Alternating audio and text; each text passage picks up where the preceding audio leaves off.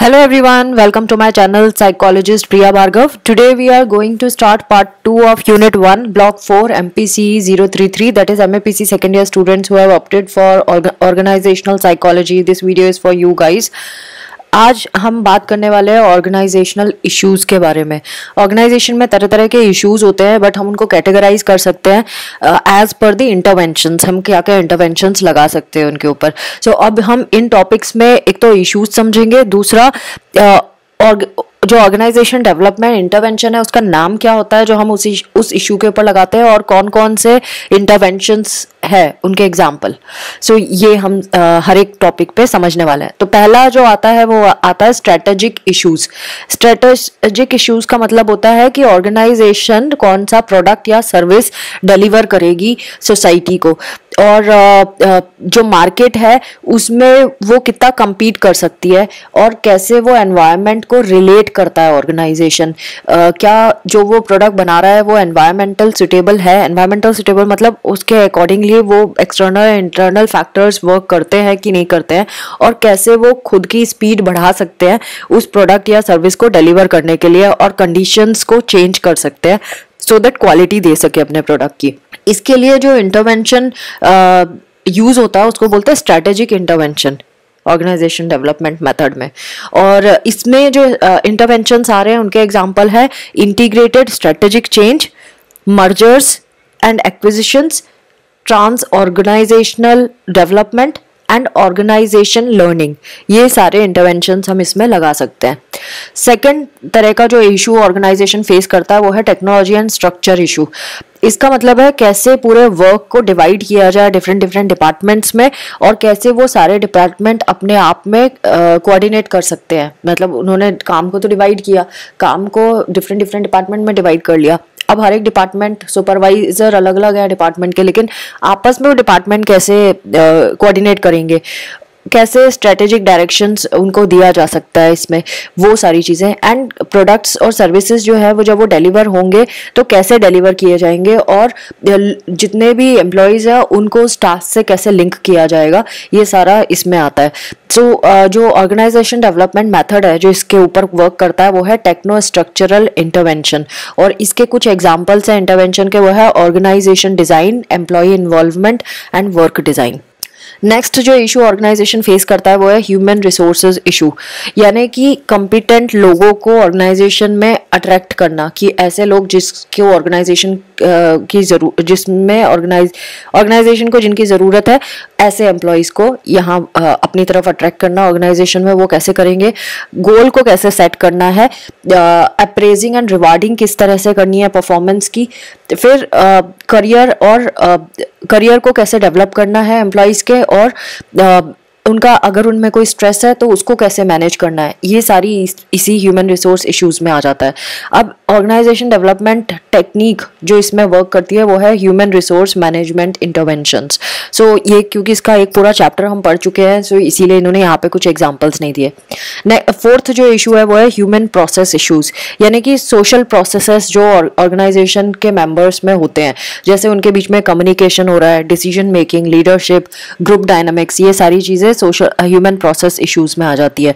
सो organisation method जो इस apply किया जाता है उसको बोलते हैं ह्यूमन प्रोसेस इंटरवेंशन, और इसमें जो टेक्निक्स आती हैं वो है conflict resolution and team building. Now next topic is rules for implementation. जब भी हम कोई इंटरवेंशन इम्प्लीमेंट करते हैं सो हमें कुछ रूल्स फॉलो करने पड़ते हैं सो दैट ऑर्गेनाइजेशन को बेनिफिट हो। तो कौन से ऐसे रूल्स हैं जिनको हम मैनेज करेंगे सो दैट ये इम्प्लीमेंटेशन प्रोसेस जो है वो सही से हो जाए।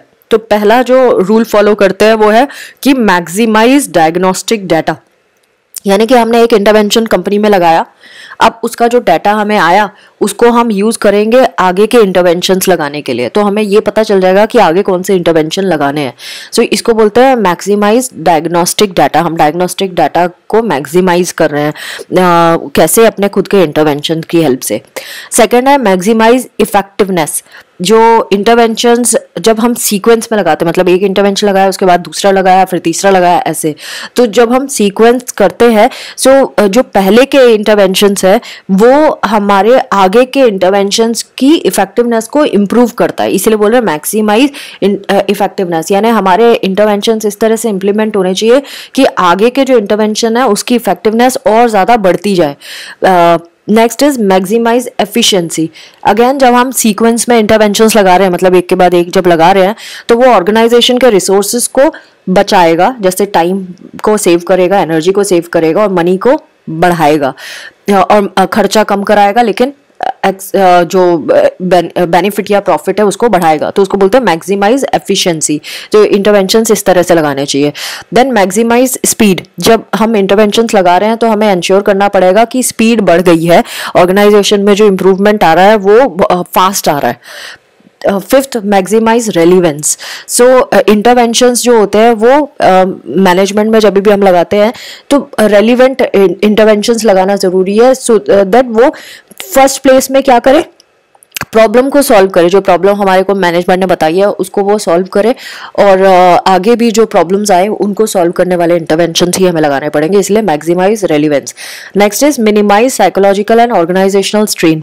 तो इंटरवेंशंस जब हम लगाते हैं तो इस हिसाब से हमें चूज करना है कि जो डिसफंक्शनल इफेक्ट्स हैं जो इनकी वजह से आ सकते हैं, इंटरवेंशंस की वजह से, उसको हम कम से कम कर सके, मिनिमाइज कर सके। जैसे कि इनसिक्योरिटी एम्प्लॉयज़ के बीच में, डिस्ट्रस्ट, एक्सपेक्टेशंस, साइकोलॉजिकल डैमेज जो लोगों के अंदर हो जाता है और उनको एंटिसिपेट करना। देन अनवांटेड जो इफेक्ट्स ऑर्गेनाइजेशन परफॉर्मेंस में देखने के लिए मिलते हैं उसको भी हमें रिड्यूस करना होगा। सो ये वाले सारे साइकोलॉजिकल और ऑर्गेनाइजेशन स्ट्रेन्स है उसको हम मिनिमाइज करें, इस तरह के हमें इंटरवेंशन लगाने होंगे।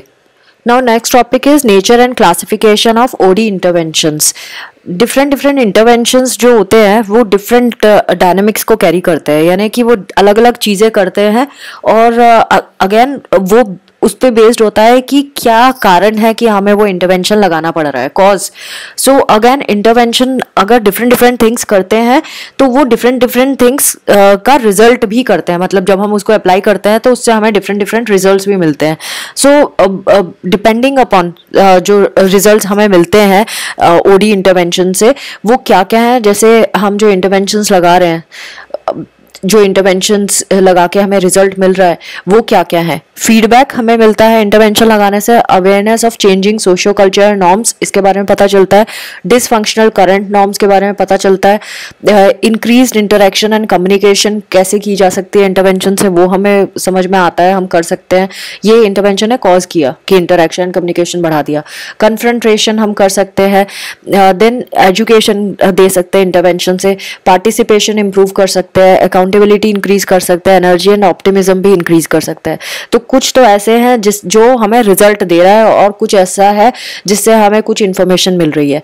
तो दो तरह से हो गए, है ना। सो इंटरवेंशंस जो हैं वो 4 मेजर क्लासिफिकेशन में इन्होंने डाले हुए हैं, और उनके बीच में कुछ एग्जाम्पल दिए हुए हैं, जैसे कि ह्यूमन प्रोसेसेस एक तरह का क्लासिफिकेशन है इंटरवेंशन का।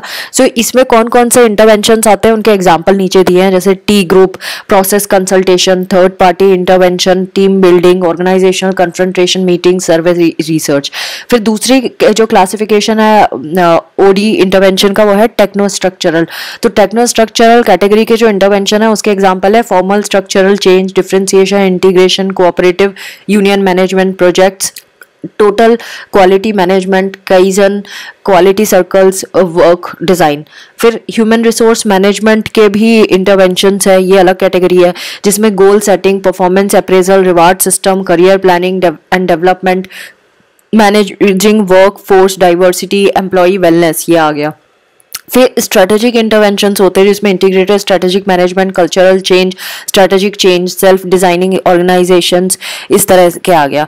नाउ अब हम intervention based on underlying causal mechanism इसके बारे में करें। ये 4th कैटेगरी है, इसमें फिर सब कैटेगरीज हैं बहुत सारी। सो ये जो इंटरवेंशन है ना, जो अंडरलाइंग कॉजल मैकेनिज्म के ऊपर बना है, मतलब हमारे कोई भी चीज हो रही है उसके पीछे कोई कॉज है, तो ये इंटरवेंशन वो कॉज को भी पता करेगा और आगे कैसे काम करना है वो भी बताएगा। तो Robert Blake and Jane Morton ने ये आइडेंटिफाई किए थे types of intervention based on underlying causal mechanisms, कि उसके पीछे कोई कॉज जरूर है अगर वो कोई इंटरवेंशन हम लगा रहे हैं तो। जैसे डिस्क्रिपेंसी इंटरवेंशन, ये कॉन्ट्राडिक्शन जो एक्शन में हो रहा है बोला कुछ और जा रहा है, करा कुछ और जा रहा है। इस तरह के जो कॉन्ट्रडिक्शन हो रहे हैं उसके ऊपर इस तरह के इंटरवेंशन लगाए जाते हैं। इससे क्या होगा, ऐसे इंटरवेंशन से हम एक्सप्लोर कर पाएंगे कि कहाँ पे गड़बड़ आ रही है। Next is theory intervention. इसमें बिहेवियरल साइंस नॉलेज और थ्योरी को यूज किया जाता है प्रेजेंट बिहेवियर और एजम्पशंस को देखने के लिए, जिसकी वजह से उसके पीछे कोई अंडरलाइन बिहेवियर जरूर होता है जिसकी वजह से वो बिहेवियर ज्यादा सामने दिख रहा है और एजम्पशंस दिख रहे हैं कि जरूर प्रीवियस कुछ पास्ट रहा होगा। तो इस इंटरवेंशन से हम ये पता लगाते हैं और इसमें जो थ्योरी यूज करते हैं वो बिहेवियरल साइंस नॉलेज की थ्योरी यूज करते हैं। देन प्रोसीजरल इंटरवेंशन, इसमें हम ये आइडेंटिफाई करते हैं कि कोई चीज़ क्यों है, वैसी क्यों है और कैसे बेस्ट मेथड से उसको यूज किया जा सकता है, उस चीज को बेस्ट कैसे किया जा सकता है। देन रिलेशनशिप इंटरवेंशन, हमारा फोकस इसमें रहता है कि इंटरपर्सनल रिलेशनशिप, स्पेसिफिकली जो नेगेटिव फीलिंग्स होती हैं ग्रुप्स के बीच में, उसके बारे में हमारा फोकस होता है और हम ये आइडेंटिफाई करने की कोशिश करते हैं, उसको एक्सप्लोर करने की कोशिश करते हैं कि वो ऐसा क्यों है, कॉज हम ढूंढने की कोशिश करते हैं एंड पॉसिबल रिजोल्यूशन क्या होगा इंटरवेंशन से, वो भी हम करते हैं। तो इंटरवेंशन में दोनों चीजें आ गई, हम कॉज भी ढूंढ रहे हैं और उसका सोल्यूशन भी ढूंढ रहे हैं। Now experimentation intervention, 2 different action plans को टेस्ट करते हैं हम इसमें और उनके कॉन्सिक्वेंसेस को देखते हैं। फिर फाइनल डिसीजन दोनों में से हम किसी एक को चूज करने का तब लेते हैं जब हमें पता चलता है कि रिजल्ट क्या आया। फिर डिलेमा इंटरवेंशन, ये जो अगर कोई डिलेमा एग्जिस्ट करता है तो हम उसको एग्जामिन करते हैं और पॉसिबल चॉइसेस जो उसमें इन्वॉल्व होती है उन दोनों चीज़ों पे, उनको हम चेक करते हैं और जो एजम्पशंस है उसके पीछे डिलेमा क्यों आ रहा है उन दोनों को डिसाइड करने में, उसको भी हम आइडेंटिफाई करते हैं। देन पर्सपेक्टिव इंटरवेंशंस, हम अपना अटेंशन इमीडिएट एक्शन से हटाते हैं, जो इमीडिएट डिमांड है उससे हटाते हैं और फिर हम हिस्टोरिकल बैकग्राउंड देखने की कोशिश करते हैं कि अब जो हमसे पूछा, जो आगे हम इंटरवेंशन लगाना चाहते हैं उसको हम हिस्टोरिकल बैकग्राउंड में चेक करते हैं, कॉन्टेक्स्ट को देखते हैं। फिर फ्यूचर ऑब्जेक्टिव अपना जो होगा उसको फिर हम एसेस करते हैं कि ये हमने फ्यूचर ऑब्जेक्टिव क्यों रखा है, प्रीवियस एक्सपीरियंसेस से पास्ट को देखते हुए हम आगे को रिलेट करते हैं और फिर एक्शन प्लान डिसाइड करते हैं। ऑर्गेनाइजेशन स्ट्रक्चर इंटरवेंशन, ये हम एग्जामिनेशन करते हैं, एवेलुएट करते हैं स्ट्रक्चरल कॉजेस, किसी भी ऑर्गेनाइजेशन में जो इनफेक्टिव स्ट्रक्चर्स है वो क्यों है, ऐसे इनफेक्टिवनेस क्यों है ऑर्गेनाइजेशन में, तो क्या कॉजेज हो सकते हैं उसको हम फाइंड आउट करते हैं। Then cultural interventions, cultural interventions में हम एग्जामिन करते हैं क्या ट्रेडिशंस है, कौन सी प्रैक्टिसेस ऑर्गेनाइजेशन कल्चर में चल रही हैं और उनका डायरेक्ट क्या इम्पैक्ट पड़ रहा है और उसकी अप्रोच क्या है, उस पर हम फोकस करते हैं। यानी सारे ही जितने भी मैंने लिस्ट बताई है उसमें हमने कॉज ज़रूर ढूंढा है, कॉज ढूंढने के बाद फिर हमने इंटरवेंशन को प्लान किया है और उससे हमें ये भी पता चल गया कि प्रॉब्लम क्यों एग्जिस्ट करती है। Now the last topic of today's video is major families of OD intervention activities. कौन कौन सी मेजर फैमिलीज है, मतलब इनको सारे इंटरवेंशंस को है ना कैटेगराइज किया गया है ऑन द बेसिस ऑफ किस तरह के प्रॉब्लम्स एग्जिस्ट करती हैं और उनके लिए कौन कौन सी इंटरवेंशंस अवेलेबल है। और इंटरवेंशंस को भी मेजरली यहाँ पे पहले फर्स्ट 2 कैटेगरीज में डाला है। पहला ऑब्जेक्टिव्स ऑफ द इंटरवेंशन, हम ये देखते हैं कि इंटरवेंशन का ऑब्जेक्टिव क्या है, और दूसरा टारगेट्स ऑफ द इंटरवेंशन, किसके ऊपर वो इंटरवेंशन लगाना है हमें। सो ये तो 2 ग्रुप ऑटोमेटिकली हो गए कि हम टारगेट्स के बेसिस पे इंटरवेंशन डिसाइन करते हैं और दूसरा हम ऑब्जेक्टिव के बेसिस पे करते हैं। नाउ मेजर फैमिलीज जो ओडी इंटरवेंशन एक्टिविटीज की है वो कौन कौन सी है, वो टोटल 14 है। 1 बाय 1 हम समझेंगे। जैसा फर्स्ट है डायग्नोस्टिक एक्टिविटीज, ये एक इंटरवेंशन की कैटेगरी है। सो इसमें हम क्या करते हैं, हम फैक्ट्स फाइंड करते हैं, वो ऐसी एक्टिविटीज डिजाइन करते हैं जिससे हमें ये पता चलता है कि ऑर्गेनाइजेशन किस स्टेट में लाई करता है, ऑर्गेनाइजेशन में क्या प्रॉब्लम्स एग्जिस्ट करती हैं, स्टेटस क्या है प्रॉब्लम का और कैसे चीजें चल रही हैं। सो जो भी हमारे पास अवेलेबल मेथड्स होते हैं हम उनको यूज़ करते हैं इसको रिजॉल्व करने के लिए। डाटा कलेक्ट करने के भी अलग अलग मेथड है इसमें, जैसे इंटरव्यूज, क्वेश्चनर, सर्वे, मीटिंग्स, एग्जामिनिंग रिकॉर्ड्स, ये सारी चीज़ें, इनसे हम डायग्नोस कर सकते हैं प्रॉब्लम्स को। सेकंड जो इंटरवेंशन की का ग्रुप है वो है टीम बिल्डिंग एक्टिविटीज़। इसमें अगेन नाम से ही पता चल रहा है कि ये इस तरह से डिज़ाइन किया जाता है कि जो भी सिस्टम की टीम्स हैं उनमें ऑपरेशंस इफेक्टिवली वर्क कर सके, मतलब वो आराम से टीम मिलके काम कर सके। सो हमारा इश्यूज को पे हम फोकस करते हैं, क्या इश्यूज आ रहे हैं टीम के बीच में, कैसे थिंग्स की जाती हैं, टीम कैसे मिलके काम करती है, उनमें क्या स्किल्स है, रिसोर्सेज क्या अवेलेबल है टास्क को कंप्लीट करने के लिए, किस तरह की रिलेशनशिप टीम मेंबर्स के बीच में है, टीम और लीडर के बीच में किस तरह का रिलेशनशिप है, एम्प्लॉयज़ और लीडर के बीच में क्या रिलेशनशिप है, और कैसे वो कोई काम को अच्छे से कर पाते हैं। ये सारी चीज़ें इसमें हम आइडेंटिफाई करते हैं। नाउ थर्ड कैटेगरी है इंटर ग्रुप एक्टिविटीज़।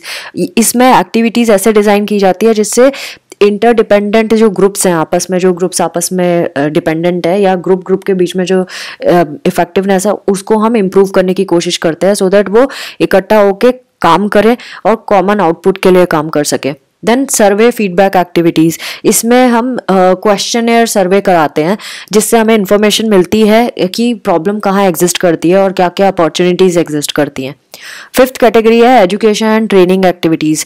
ये डिज़ाइन की जाती है कि इंडिविजुअल एम्प्लॉयज़ जो है उनकी स्किल्स, एबिलिटीज़ और नॉलेज को डेवलप किया जा सके, और जो भी अप्रोचेस पॉसिबल है इसमें वो हम सारी लगाते हैं। सिक्स्थ जो है वो है techno structural and structural activities. So ये ऑर्गेनाइजेशन के स्ट्रक्चर और जॉब डिज़ाइन को इम्प्रूव करने के लिए बनाई जाती है। सो इसमें दो स्टेप्स बताए हैं। पहला है हम एक्सपेरिमेंट करते हैं न्यू ऑर्गेनाइजेशन स्ट्रक्चर्स के साथ और उसकी इफेक्टिवनेस को इवेलुएट करते हैं कि क्या गोल हमें मिल रहा है इस स्ट्रक्चर को, नया स्ट्रक्चर बनाने में। दूसरा, न्यू तरीके हम ढूंढते हैं कैसे टेक्निकल रिसोर्सेज को हम डिवाइस कर सकते हैं सो दैट प्रॉब्लम्स को हम हैंडल कर सकें। तो ये दो तरीके से हम चेक करते हैं।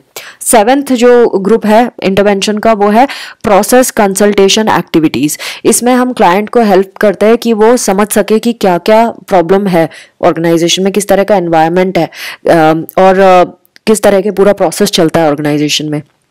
सो जो एक्टिविटीज़ होती हैं वो हम इस तरह से डिस्क्राइब करते हैं कि हम अप्रोच बता सकें, कौन सी अप्रोच लगाना है, और क्लाइंट को आइडिया लगे कि भाई ऑर्गेनाइजेशन में कौन कौन से ह्यूमन प्रोसेसेस है जिस पे वर्क किया जा सकता है, उसको क्लैरिटी हो तो उसको इंसाइट मिल जाता है इस बारे में, एंड देन वो इस जो भी डायग्नोस करने में और इशू को मैनेज करने में स्किल चाहिए वो लर्न कर सके, ये इसमें करते हैं।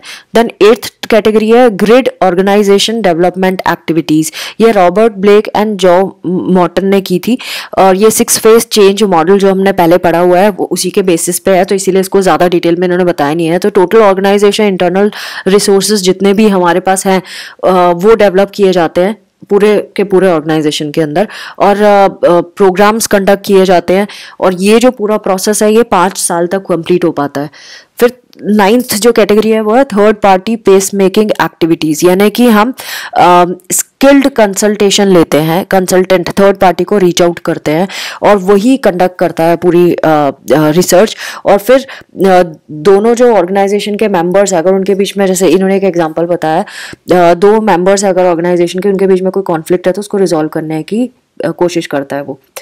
10th है कोचिंग एंड काउंसलिंग एक्टिविटीज़। इसमें जो कंसल्टेंट होते हैं या दूसरे ऑर्गेनाइजेशन के जो मेंबर्स हैं जो वर्क कर रहा है इंडिविजुअल के साथ, उनको ये हेल्प करते हैं इसमें कि वो गोल को लर्न कर सके कि क्या गोल है, फिर कैसे एक दूसरे के साथ बिहेव करना है वो सीख सके, एंड देन न्यू बिहेवियर जो उन्होंने लर्न किया है उसको गोल अचीव करने में इम्प्लीमेंट कर सके, ये इसके अंदर आता है। देन 11th जो कैटेगरी है वो है life and career planning activities. ये इंडिविजुअल को अपने खुद का करियर पे फोकस करने के लिए मोटिवेट करती है, वो अपने गोल को अचीव कैसे कर पाएगा उसमें हम गाइड करते हैं इसमें।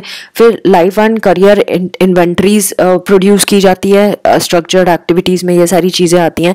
देन गोल डिस्कस किया जाता है, ऑब्जेक्टिव डिस्कस किया जाता है, उसकी एबिलिटीज़ एक्सेस की जाती है, असेस की जाती है कि कैसी एबिलिटीज़ है उसमें, अगर कुछ ट्रेनिंग की ज़रूरत है तो हम ट्रेनिंग देते हैं, उसकी जो डेफिशिएंसी है उसको स्ट्रेंथन करने की कोशिश करते हैं, वर्क करते हैं उसकी स्ट्रेंथ्स पे भी। देन 12th जो कैटेगरी है वो है planning and goal setting activities.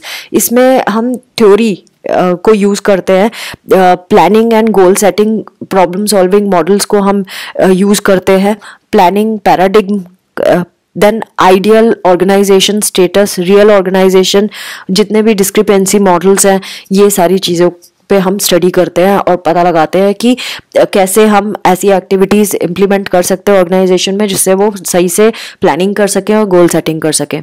13 जो कैटेगरी है वो है स्ट्रेटेजिक मैनेजमेंट एक्टिविटीज़। सो पॉलिसी मेकिंग के में ये हेल्प करता है और कैसे ऑर्गेनाइजेशन का बेसिक मिशन और गोल क्या है उसके अकॉर्डिंगली क्या सही पॉलिसी है वो बनाने में हेल्प करता है। जो डिमांड है, एनवायरमेंटल डिमांड है, उसको फुलफिल करने की कोशिश करता है। देन जितनी भी अपॉर्चुनिटीज़ हैं, लॉन्ग रेंज एक्शन प्लानिंग है, ये सारी चीज़ें। फिर रिएक्टिव एंड एक्टिव नेचर की जितनी भी प्लानिंग है वो सारी करते हैं इसमें। 14th जो लास्ट इसमें है और लास्ट है इस वीडियो का, वो है ऑर्गेनाइजेशनल ट्रांसफॉर्मेशन एक्टिविटीज़, यानी कि लार्ज स्केल सिस्टम चेंज होता है इसमें। ऐसी एक्टिविटीज़ डिज़ाइन की जाती हैं जो पूरा का पूरा नेचर ऑर्गेनाइजेशन का चेंज कर देता है, फंडामेंटली चेंज कर देता है। So friends, this was all about part 2 of unit 1 block 4 MPCE 033।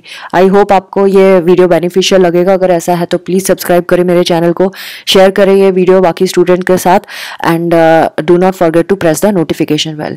Thanks for watching. Take care of yourself. Bye bye.